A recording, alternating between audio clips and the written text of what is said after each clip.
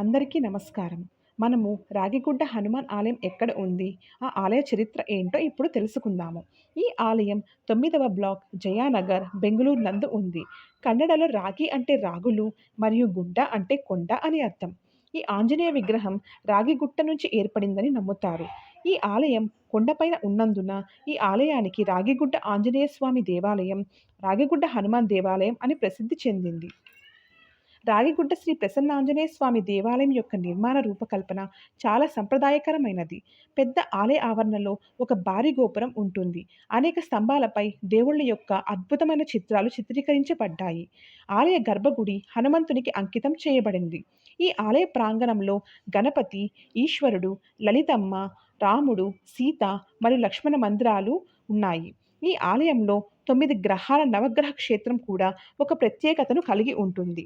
అలాగే ఈ ఆలయంలో పవిత్ర త్రిమూర్తులు బ్రహ్మ, విష్ణు మరియు మహేశ్వరులు ఆలయానికి సమీపంలో ఉండాలని కోరుకున్నారని కూడా చెబుతున్నారు.